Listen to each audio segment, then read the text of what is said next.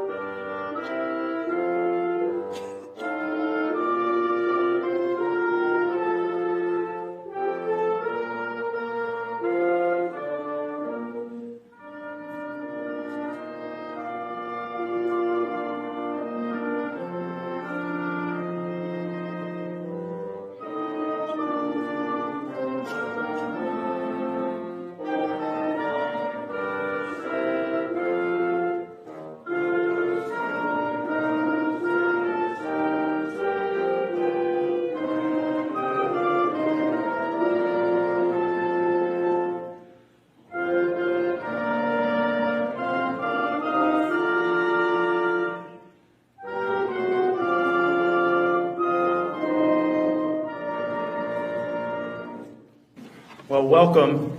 It is my honor to introduce our first speaker of the evening, Admiral Chris Grady, who is a native of Newport, Rhode Island, and a graduate of the University of Notre Dame. And he's the current commander of the United States Fleet Forces Command based here in Norfolk, Virginia. He mans, trains, and equips over 125 ships, 1,000 aircraft, and 110,000 active duty service members and government employees.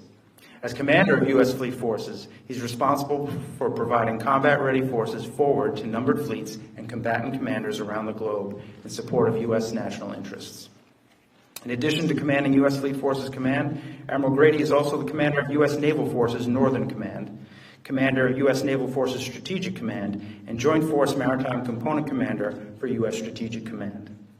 During past assignments, he commanded the U.S. Navy's Sixth Fleet, Striking and Support Forces NATO, Naval Surface Force Atlantic, Carrier Strike Group 1 USS Carl Vinson Carrier Strike Group, Destroyer Squadron 22, USS Cole, USS Chief, and USS Ardent. Ladies and gentlemen, Admiral Grady. Well, good evening. And so to our veterans of the Vietnam War, to our families and to our friends, I am incredibly honored to be with you here tonight. General Lonzanida, thank you, and Christine for joining us. You honor these Vietnam veterans with your presence, and I think it speaks to the strong teamwork between our two nations that you would take the time today to celebrate our 244th birthday. And John, I appreciate your kind introduction, and congratulations to you and your team on the 40th year for the Hampton Roads Naval Museum. You've done so much to not only preserve our nation's history, but to share it in a way that ensures the continuing support of the American people, and most importantly, to inspire both the current and future generations of Navy sailors to continue on the legacy of our veterans here. Now, as we do every year in October, we celebrate the Navy's birthday. From October 13th, 1775 to today, for 244 years, your Navy has served to protect America from attack, to preserve our strategic interests around the world, and to promote our nation's prosperity. And today, your Navy, the nation's varsity away team, is defending far forward on watch 24/7, 365. And just before coming over here, I looked at the count, and currently, right now, 102 capital ships are underway or deployed around the world, defending the global commons, from the seabed to space and cyberspace. Where 70% of the Earth is covered in water, 80% of the world's population lives within 100 miles of the coast, 90% of everything that you buy or sell comes by sea, and 99% of all the data that you use on your phone or your iPad runs through cables on the bottom of the ocean. Your Navy is on watch right now, and every day makes you proud. And so our history is rich with heroes who fought at places like Tripoli, Lake Erie, Mobile Bay, Manila Bay, Midway, Incheon, Haiphong Harbor, Yankee Station, and many, many more. It was John Paul Jones, the father of the American Navy, who said, "Men, and now women, mean more than guns in the rating of a ship." He knew that we simply would not be the greatest Navy the world has ever known without the extraordinary talent, the unrivaled dedication to duty, and the exceptional character of our U.S. Navy sailors. Indeed, our sailors have always risen to the occasion when asked to answer the nation's call. They've met every challenge head on, often fighting and winning. What though the odds? This is why I have long held firm to the belief that our sailors should be regarded as the center of the universe, that everything I do as a leader should be geared towards setting them up for success. They are indeed our greatest competitive advantage and why we will always win. And what makes our U.S. Navy sailors so incredible, no matter when or where they served, are three words: honor, courage, and commitment. Our history is replete with sailors who demonstrated through their actions these core values that we hold so dear. You might have noticed in your program for tonight's event, the title of my remarks is "The Navy Birthday, No Higher Honor." And that phrase, "no higher honor," was used by Lieutenant Commander Robert Copeland, the captain of USS Samuel B. Roberts, to praise the honor, courage, and commitment demonstrated by his crew at the Battle of Leyte Gulf 75 years ago this month. The 6 small escort carriers, 3 tin can destroyers, and 4 tiny destroyer escorts of Taffy 3 were vastly outnumbered and outgunned by the 4 battleships, 6 heavy cruisers, 2 light cruisers, and 11 destroyers of the opposing Japanese force. Fighting without the protection of Admiral Halsey's powerful Third Fleet, the small boys of Taffy 3 faced the Japanese battle force who threatened to defeat the Allied landing in the Philippines at the most important juncture. Discovering the massive Japanese force just 20 miles away from Taffy 3 and closing at 30 knots, the crew of Samuel B. Roberts knew the situation was desperate.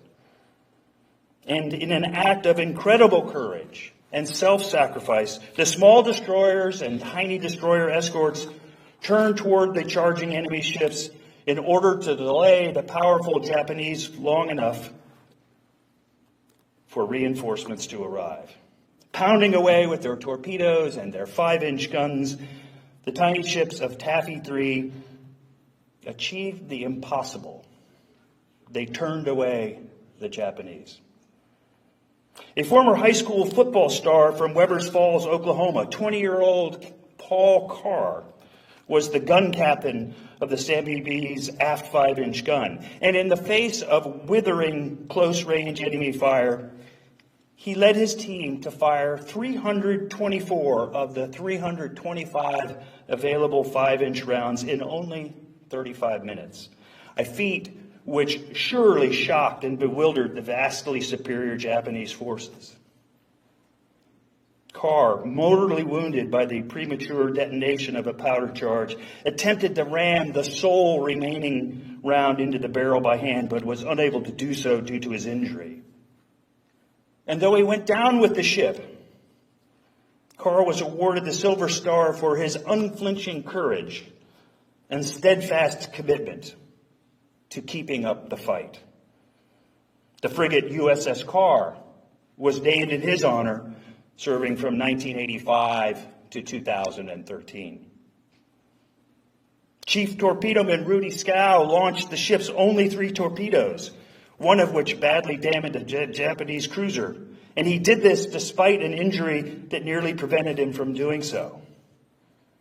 After following the order to abandon ship, and while watching his ship slowly sink below the surface, Chief Scow swam up to the wreck, removed the 48-star battle ensign from the ship's mast, and kept it safe through nearly 3 days adrift while awaiting rescue. Through their honorable, courageous, and committed actions, Gunner's Mate Third Class Paul Carr and Chief Torpedoman Rudy Scow, along with many others from the crew of Samuel V. Roberts, changed the course of history. Their actions go down in naval lore as one of the most heroic and historic episodes in American history.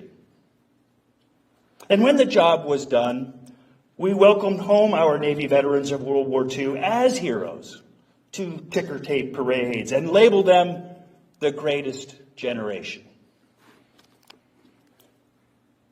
Abraham Lincoln, in perhaps one of the most important speeches in American history, concluded the Gettysburg Address by reminding us that for democracy to survive, our government must be one of the people, by the people, and for the people, lest our nation perish from the earth. Thus, recognizing and honoring those who serve and sacrifice on our behalf to achieve this is an essential element of a healthy democracy.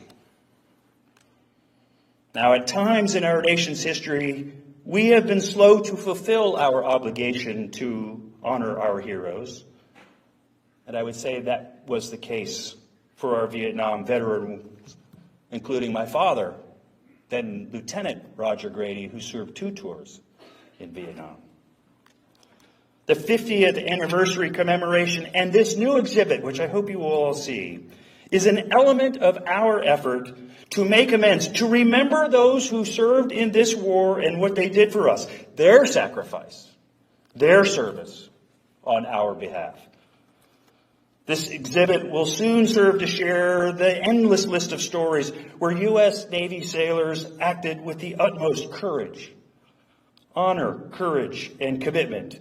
And we will be reminded when we hear these stories that there can be no higher honor than to have served with the sailors of our Vietnam generation. We are long overdue in sharing the stories of our black beret-wearing riverine sailors, a third of whom were wounded in action. We have not yet fully learned the lessons of our fighting Seabees who completed the largest combat construction project in history during the Vietnam War.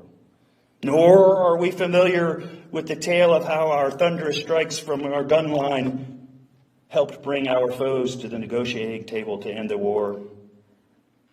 It is yet widely not known how uncommon valor was a common virtue amongst our Navy corpsmen.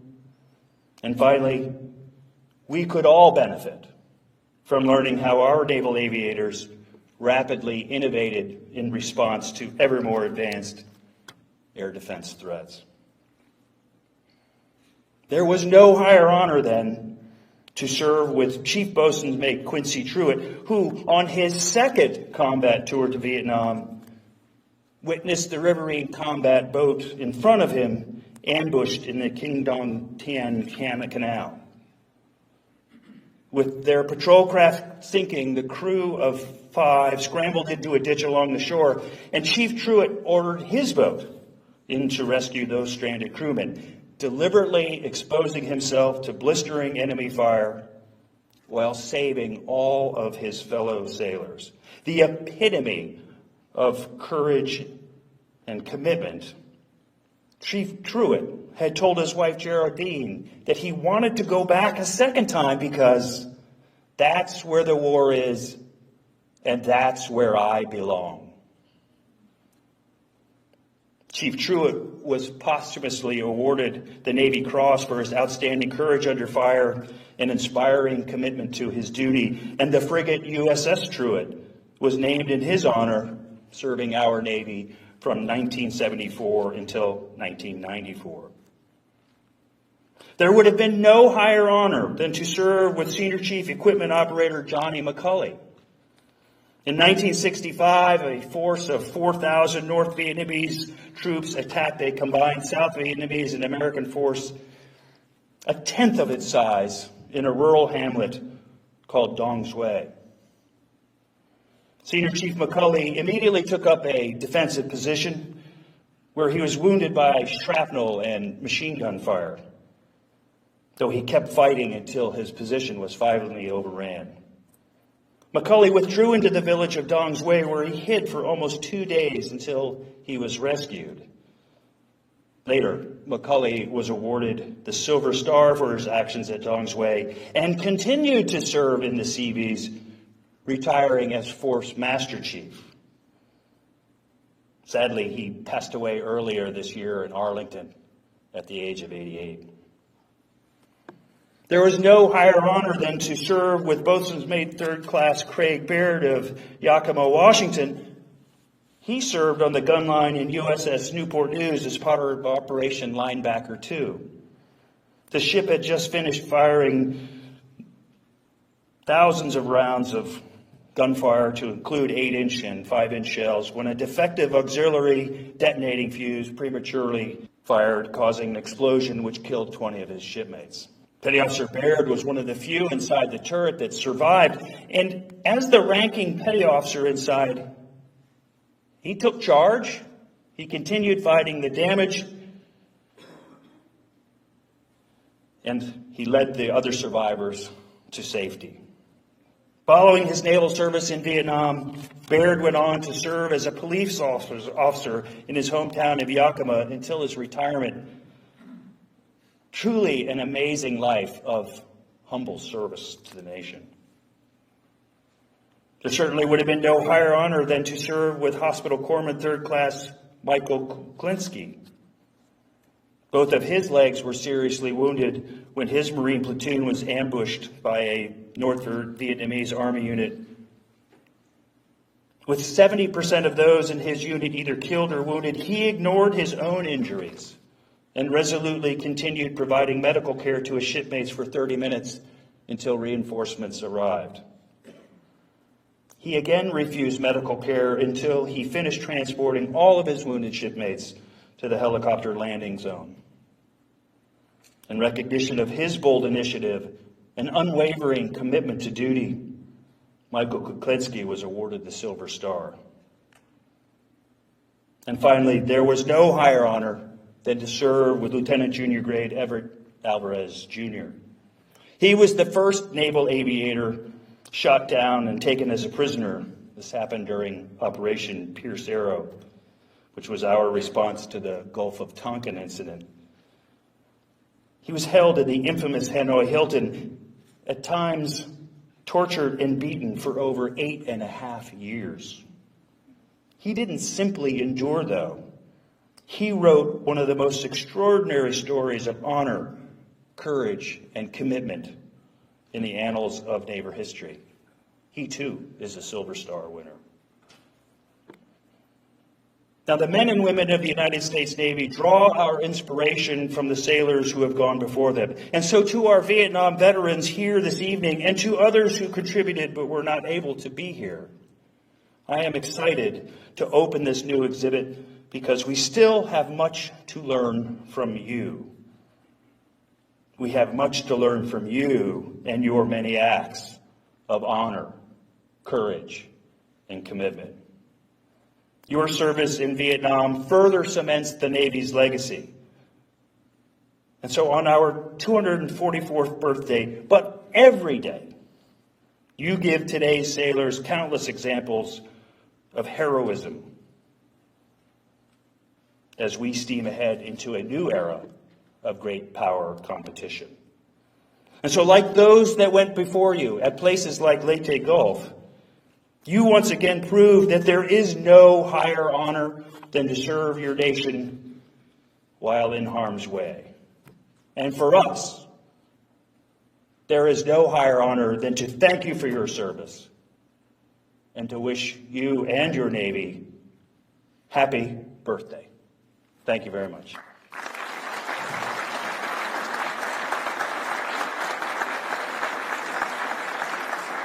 As Admiral Grady reminded us, the words "no higher honor" call us to remember the Battle of Leyte Gulf.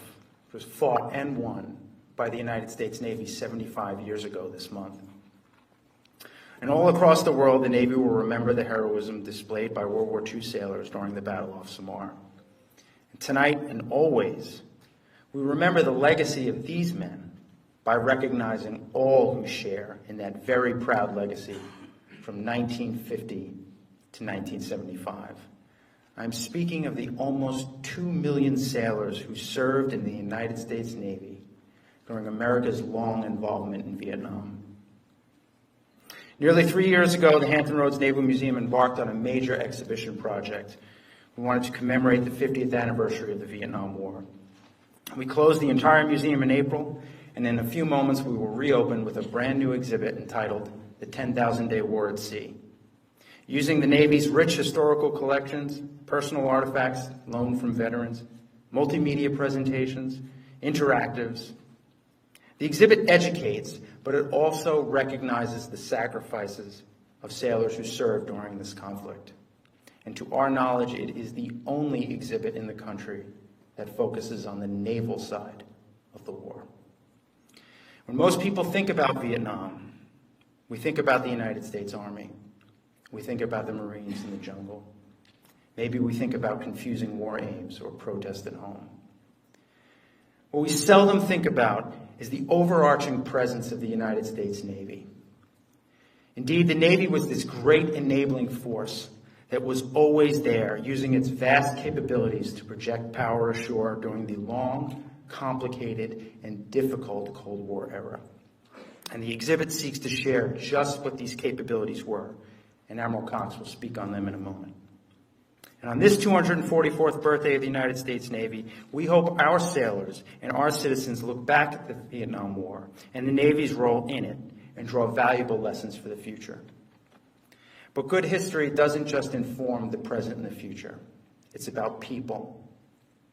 The experiences that resonate with all of us as we imagine ourselves in similar situations, as we make connections with our own lives, our own stories.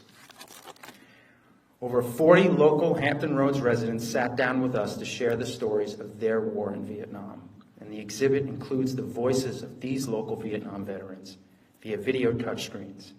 We hope they are going to promote meaningful connections with active duty sailors, other veterans, and the general public.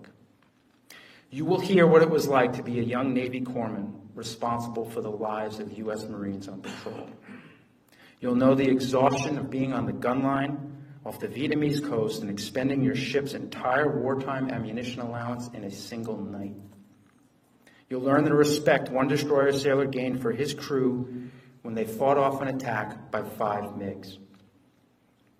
And you'll know the regret one electrician's mate felt when the hospital he worked at lost power and patients died. You'll be stirred by one aviator's account of the loss of his childhood memories as he endured 7 years in a North Vietnamese prison. And you'll feel the shock of a B-40 rocket fired by the Viet Cong when it hits a riverboat's fiberglass hull. And you'll learn about what one veteran described as the great heart of the American military. He says, and I quote, "I think we try to do good when we're there. I think we always have. Maybe that's naive, but I prefer to be naive. We try to do the good things. We tried to remember we were fighting for a people as much as we were fighting against the people. And how that was going to turn out, who was to know? So I need to extend deep gratitude to the Vietnam veterans who were both the reason for this exhibit and the driving force behind it. You've heard thank you for your service. But on behalf of the Hampton Roads Naval Museum and the Naval History and Heritage Command, thank you for your honor. Thank you for your courage. And thank you for your commitment to the United States of America and for being part of who we are as a sea service and as a nation. You served our country when it was inconvenient, unpopular, and difficult to do so. And there is no higher honor than that. I want to thank Admiral Grady and U.S. Fleet Forces Command for their support, and Admiral Cox and the Naval History and Heritage Command, the entire staff of the Command's Curator Branch, Conservation Branch, the Photo Archives, the Navy Art Program, and the Comptroller Office, and our sister museums throughout the country for all of their hard work and team spirit in bringing this exhibit to you. We thank the veterans and friends of the Navy who loaned us artifacts for the exhibit, the curator of ship models, our local sailors who pitched in when we needed them, the Nauticus support staff, and of course our dedicated volunteers, many of whom served our Navy in Vietnam. And a very special thanks to the Hampton Roads Naval Historical Foundation for generously funding several elements of the exhibit and for the reception we will enjoy this evening. And last but never least, I need to say something to you about the team at the Hampton Roads Naval Museum who created this exhibit. If we had a motto in making this exhibit a reality, it was never say die. Enduring more than our share of setbacks and obstacles, they never gave up. They never gave in. They never stopped fighting, and they never stopped striving to make a positive difference. Over the course of 3 years, they improvised, they adapted, and they overcame. Their dedication, their professionalism, their awesome talent, their astonishing creativity, their honor and courage and commitment made me proud and should make all of you proud to be part of this great 244-year-old institution that is the United States Navy.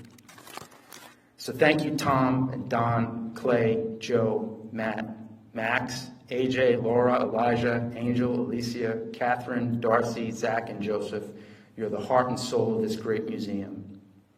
But ladies and gentlemen, there would not be an exhibit without one staff member. And as such, the Department of the Navy Meritorious Civilian Service Award is awarded to Donald J. Darcy for services set forth in the following citation.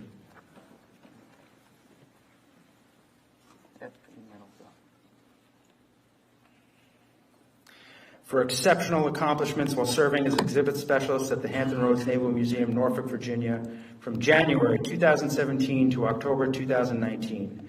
Mr. Darcy was the lead exhibit specialist and project manager for the design and construction of the exhibit entitled The 10,000 Day War at Sea, the U.S. Navy in Vietnam. He planned and executed the removal of artifacts from galleries and rearranged current and applicable galleries to allow for the construction and addition of new exhibits. He researched exhibit elements, artifacts, and oral histories of 100 original works in partnership with the National Archives and other museums. He also personally filmed 40 oral history interviews while editing 60 hours of archival footage and still images to produce dynamic visual presentations to update the historical record. He built many exhibit elements, including platforms, display cases, laminates, reader rails, lighting, video interactive feeds, and artifact mounts, all within budget and on time. His project management abilities, construction skills, team spirit, and ability to adapt to a changing production schedule and budget were indispensable. His steadfast devotion to duty, excellence in museum exhibit design, directly contributed to Naval History and Heritage Command's relevance to our leadership, sailors, and the American public. Mr. Darcy's consistent superior performance and dedication reflected great credit upon himself and are most worthy of the Meritorious Civilian Service Award. Signed, S.J. Cox, Director, Naval History and Heritage Command.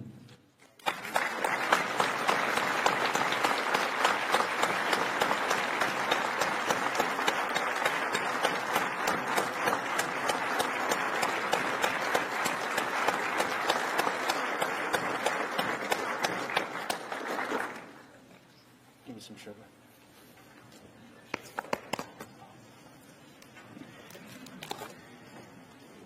It is now my pleasure to introduce retired Rear Admiral Sam Cox, Director of Naval History and Heritage Command. He ended his 37-year naval career as the Senior Naval Intelligence Community Leader from both command of the Office of Naval Intelligence and as the Director of the National Maritime Intelligence Integration Office. As Curator of the Navy, he is responsible for the Navy's museum, art and artifact collections, the research library, the archives, and for interpreting U.S. naval history throughout the world. Ladies and gentlemen, Admiral Sam Cox.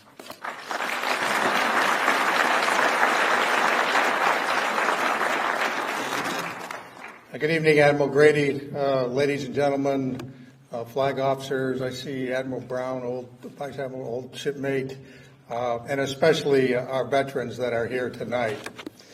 I am the proverbial third wheel tonight. I'm trying to think of what to say that hasn't already been said. But I cheated and took a look through the museum already, so I can assure you that what you want to do is go see the exhibit and not listen to me talk. My role was to talk about the history of Vietnam War. You will see that in the museum, so I'm not going to do that much anyway. I do want to especially thank, Admiral Grady for taking the time to be here tonight to open this exhibit. I can't I can't go through all of Admiral Grady's jobs in a single breath. So, what your responsibilities are truly awesome. So it's indeed a great honor that you could be here today. If we go back a little bit on the history of just this exhibit, I'm responsible for all the Navy's, museums, including the National Museum in Washington, D.C., and we have 9 other ones around the country. And we've been tracking along with the 50th anniversary of events in Vietnam, especially on the 29th of March, which has been designated the National Vietnam Veterans Remembrance Day. But the exhibits tend to be, rather small, and the one we have in the National Museum is pretty good, but it's inside the security perimeter of the Washington Navy Yard, so it's really hard for people to go see. And it just so happened that, a while back I went to Pearl Harbor for the 75th anniversary of the attack on Pearl Harbor. And I met up with the family of a survivor of that attack. He was actually, the survivor, still alive, was one of the 6 last men to get off the ship down a rope from high in the superstructure of the Arizona after it had blown up, that had been thrown by a boatswain's mate on the repair ship that was alongside the ship. And those 6 men survived because that boatswain's mate threw that line and held it. But the attack was a very horrible event. But I was talking to the wife of the stepson of that survivor, who, despite the horror that his father had experienced, who, after he recovered from his grievous burns, went back to serve in multiple battles in the rest of the war. His stepson also opted to serve in the United States Navy. And he served as a rescue helicopter crewman. And the wife was relating a story of how they were shopping in Walmart, or Costco or something, one day. And this man comes out of nowhere and grabs her husband and starts, hugging him. He's got tears streaming down his eyes, and he's saying, "You saved my life." At which point the survivor's stepson recognized the man because he had come up on the hoist, and he'd been the first face that the gentleman being rescued had seen, and they remembered each other. And the way the wife is describing it is these two guys hugging each other in the Costco, crowd gathered around, no one knows what the deal is, both of them crying their eyes out. And you know, that struck me as that's kind of what this is about, the comradeship, the band of brothers, now sisters, that unites those who have served in the Navy and in our military from all the way back to the beginning of this country today. And I felt that I needed to do something for those veterans. And it just happened that not for particularly Vietnam veterans. And about the same time, you know, John came to me with this idea. He wanted to do a Vietnam exhibit in the museum here, and he wanted to go big. And I went, okay, let's do it. And then I got no money for this. It's not in the strategic plan. You know, Naval History and Heritage Command is the bottom of the Navy's resource food chain, and actually that's how it should be. There's only one pot of money, and our primary purpose for the Navy is to be prepared to fight and defend our country today and in the future. And you can go all the way back to the American Revolution, and there's never enough money to properly operate and maintain the ships that are necessary for the defense of this country. And I don't know how Admiral Grady spreads that peanut butter across the fleet, but I exist on the crumbs that fall off that table. I had to reorder command priorities. There are things we had already agreed to within the strategic command. I had no slush fund, no nothing, and I had to take money from other parts of the command. And I have absolutely no regrets in doing so, because I think this is something that needed to be done. I was a news junkie from the time I was a baby, time I could read, watch TV. So I followed what was going on in Vietnam when I was in grade school and when I was in high school. I knew what was happening. I knew what our veterans were going through. My father and grandfather had both been enlisted sailors, and so I inherited the sense of being appalled at the way our veterans of that war were ignored, in many cases mistreated by our nation. And I resolved, long ago that, that would never happen on my watch so long as I could help it. And so this exhibit that you're going to see later is part of my, payback to our veterans who performed so well during that war. It may not have been popular with the rest of the country, but those who serve in the Navy, the Navy is not a democracy. They don't get a vote.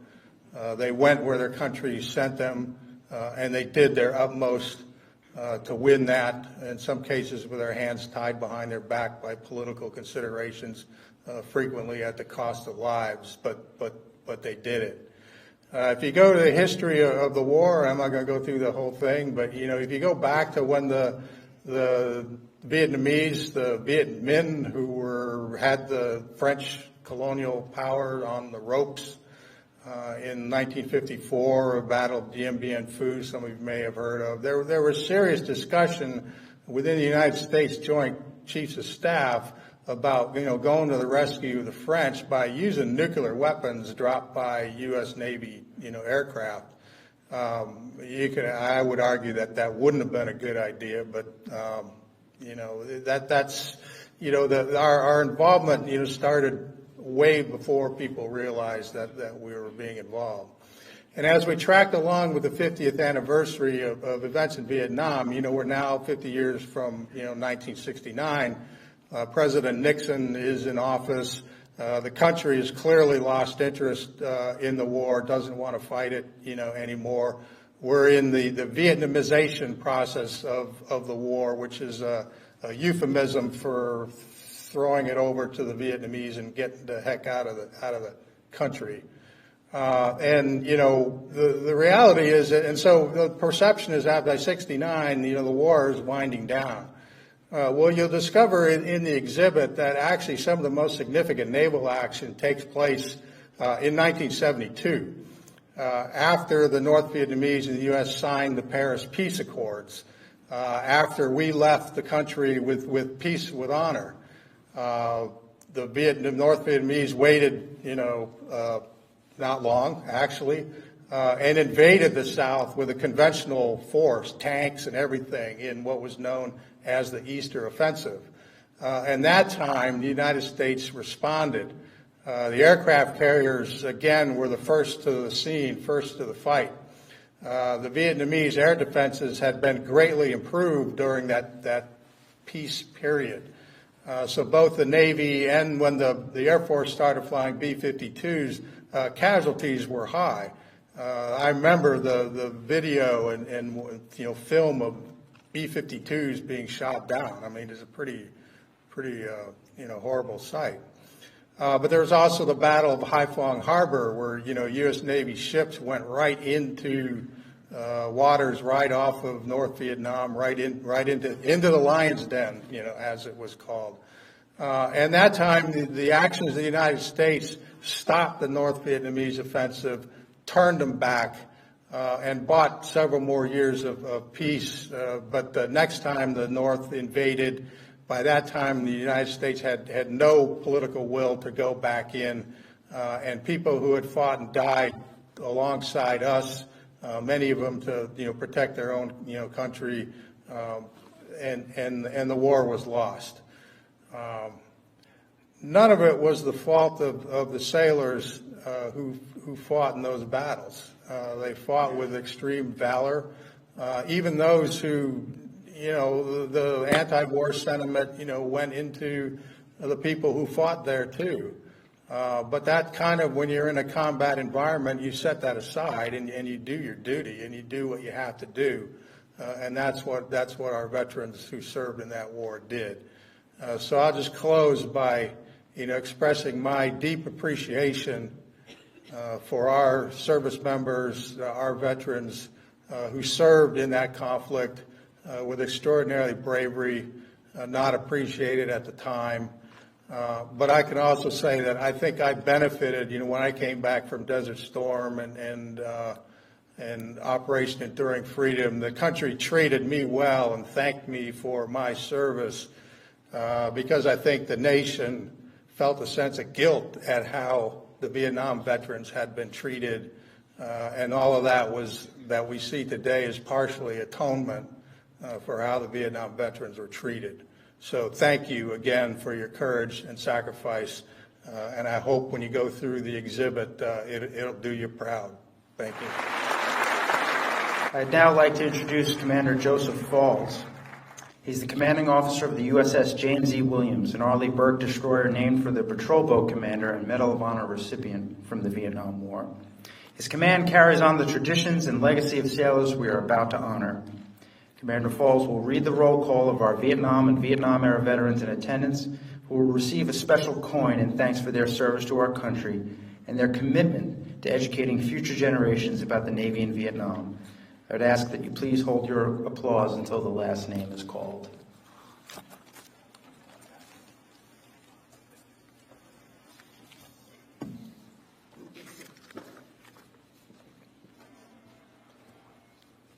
Johnny Allen.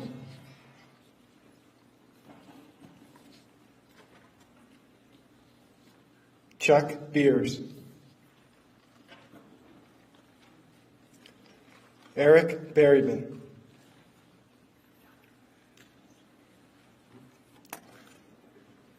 Richard Chipchak.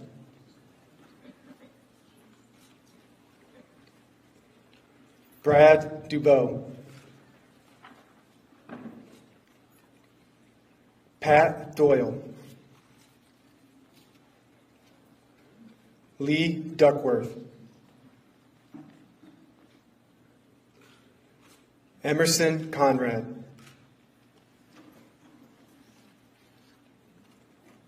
Robert Deegan.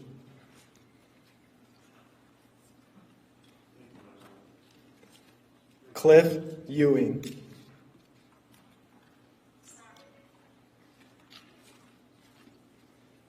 Jerry Gandy.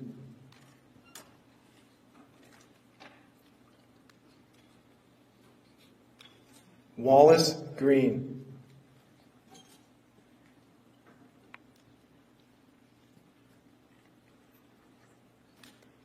Lou Dole.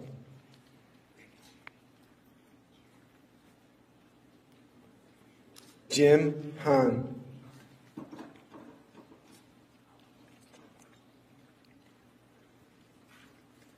Dick Hanna.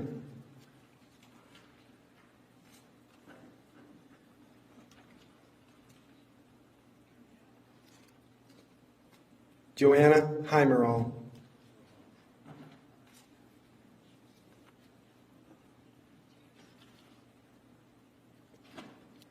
Jim Hurston.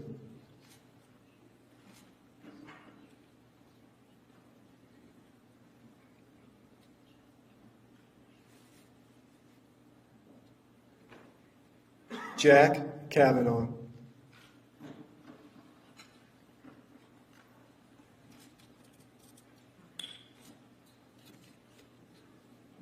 Jim Kuiper.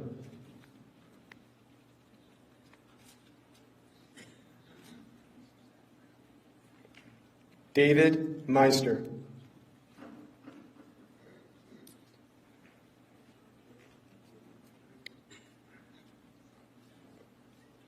Bill Murray.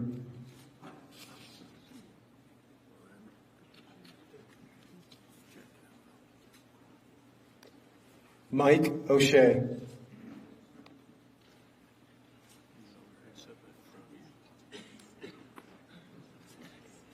Bev O'Shea.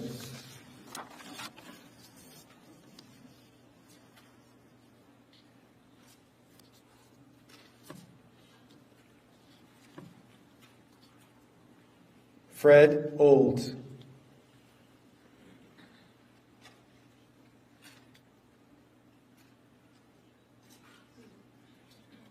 Chris Page.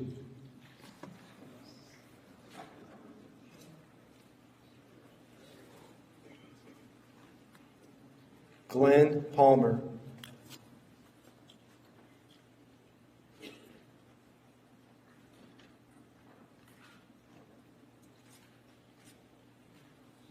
Ronald Pearson.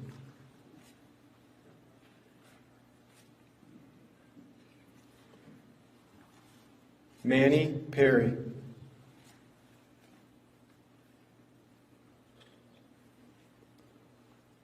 Charlie Pfeiffer.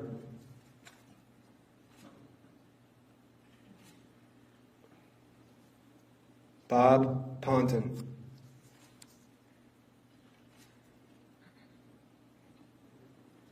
Robert Powell.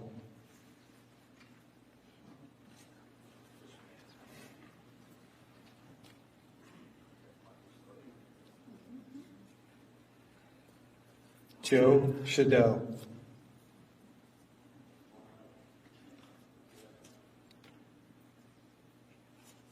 Doug Smith.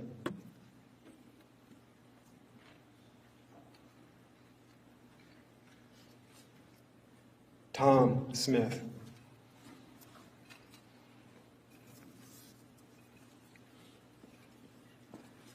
Michael Solhog.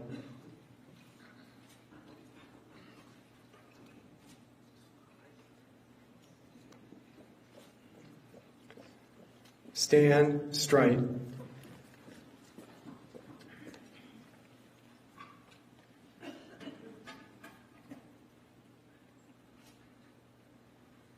Nick Sumnick.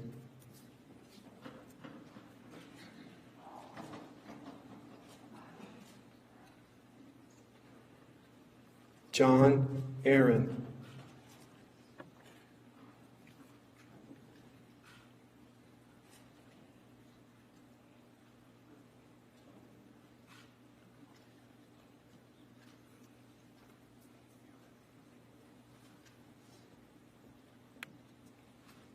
Craig Vanderhoff.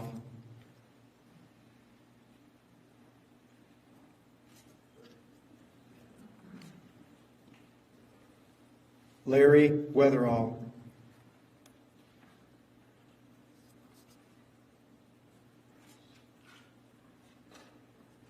Ray Weber.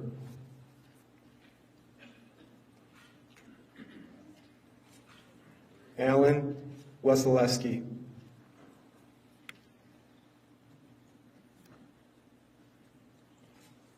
Rick Woolard.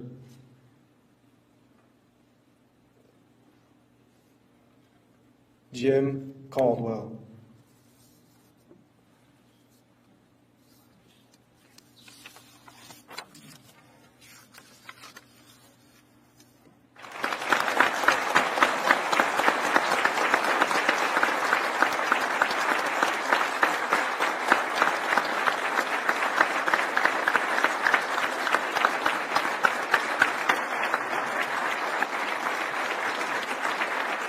In the tradition of the United States Navy, I want to invite Admiral Grady and Chief Petty Officer Wallace Green, a veteran of the USS Kitty Hawk in Vietnam, to cut the Navy birthday cake.